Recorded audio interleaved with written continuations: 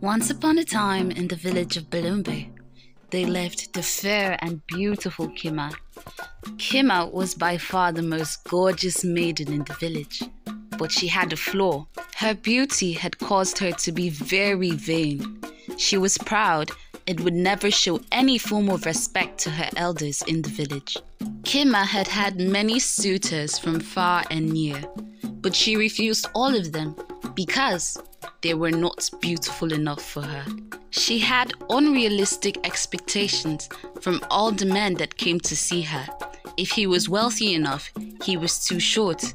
If he was tall and handsome and wealthy, he had a mold that she did not like. And so Kima remained unwed, but was still very much sought after in the village. One day, Kima was walking through the streets of the village. It was a very busy market day, so there were many people who were struggling to get to the market to sell or purchase wares. As Kima strutted through the streets, she bumped into an old man, knocking him down instantly. The old man thought it had been an accident because of the bustle of the entire village. And so he said, My daughter, please help me get up. Oh, I have to make it to the market in time. I have so much work to do. Please help me get up. Kima was astounded. She turned to look at the old man. Are you talking to me? Do you know who I am? I should help you get up. You think I don't know what you want to do to me? You want to bewitch me. Once I touch you, it's the end of my life. Look at you, raggedy old man. And you're asking me, do you know who I am? I am Kima Odule Shita, the first. I am the most beautiful woman in this village. I am extraordinary. Do you know how many people would beg for me to even touch them? And you ask that I help you get up.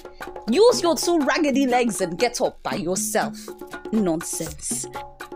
The old man was shocked by Kima's outburst. He stared at her retreating figure and said, You have become vain because of your beauty. You cannot respect your elders because of your beauty.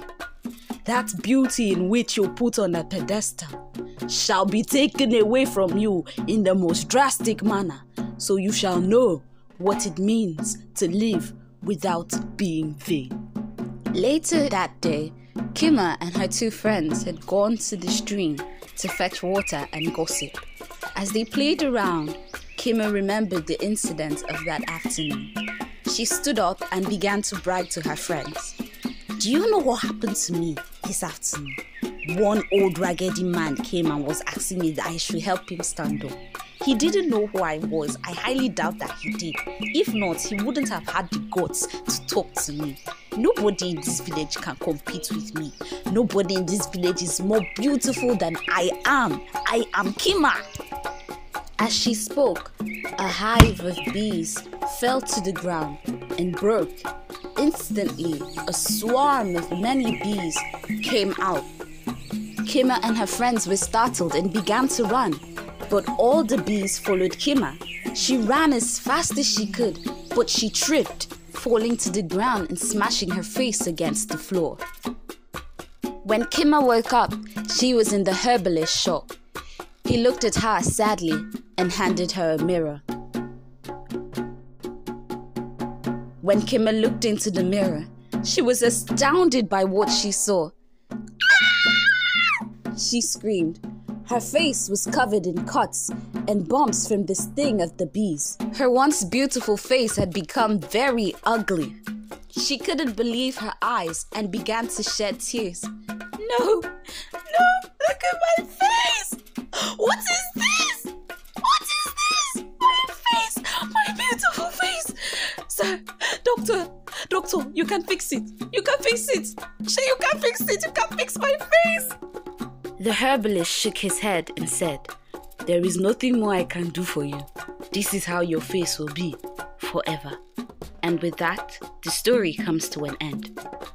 The lesson from today's story is, don't be a even if you think you're pretty, one day you might not be so pretty anymore. Because beauty fades, but a good heart lives forever. The end.